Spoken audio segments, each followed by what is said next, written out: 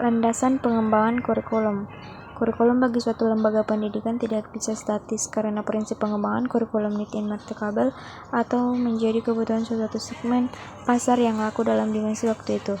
Itulah sebabnya sudah lama para ahli pendidikan dan kurikulum menyadari bahwa kebudayaan adalah salah satu landasan pengembangan kurikulum. Di samping landasan lain seperti perkembangan masyarakat, ilmu pengetahuan, teknologi, politik, ekonomi, Ki Hajar Dewantara menyatakan bahwa kebudayaan merupakan faktor penting sebagai akar pendidikan suatu bangsa. Poin kedua mengenai pendekatan lintas budaya dalam kurikulum. Indonesia adalah negara yang kaya dengan budaya seperti dinyatakan dalam moto nasional Bhinneka Tunggal Ika. Kenyataan ini diakui pula oleh seorang ahli sejarah India berbangsa Amerika. Oleh karena itu, apabila kebudayaan adalah salah satu landasan kuat dalam pengembangan kurikulum, maka proses pengembangan kurikulum di Indonesia harus pula memerhatikan keragaman kebudayaan yang ada.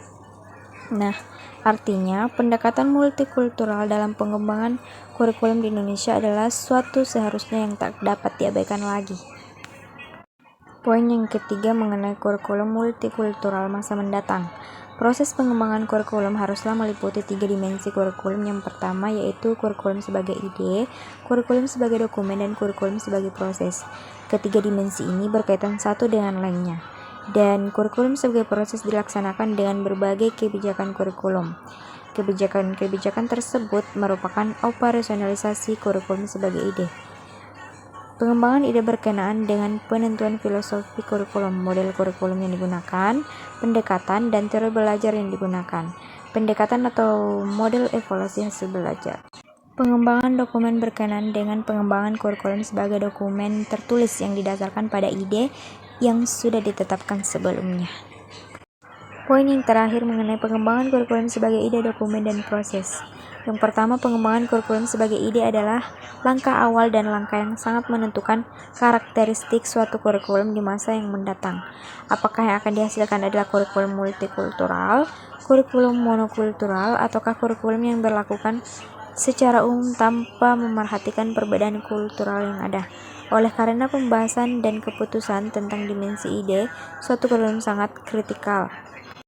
Yang kedua itu pengembangan kurikulum sebagai dokumen. Seperti apa? Pengembangan kurikulum sebagai dokumen menyangkut pengembangan berbagai komponen kurikulum seperti tujuan, konten, pengalaman belajar, dan evaluasi. Tujuannya adalah kualitas yang diharapkan dimiliki siswa yang belajar berdasarkan kurikulum tersebut. Pengembangan kurikulum multikultural harus terbuka pada berbagai pandangan dan pendekatan perumusan tujuan. Yang ketiga, pengembangan kurikulum sebagai proses. Pengembangan kurikulum sebagai proses sangat ditentukan oleh seorang guru, baik dalam konteks sentralisasi maupun dalam konteks otonomi.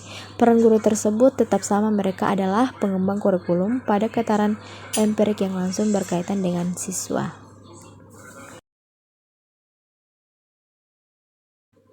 Itulah tadi pemaparan materi singkat dari saya. Adapun kesimpulannya, pendekatan konsentris dalam pengembangan kurikulum pendidikan adalah metode yang sangat efektif dalam membantu peserta didik memahami materi secara mendalam dan bertahap, dengan cara memperkenalkan konsep yang sama pada tingkat yang berbeda. Dengan semakin meningkatnya kompleksitas, pendekatan ini mendukung perkembangan kognitif dan kemampuan berpikir kritis peserta didik.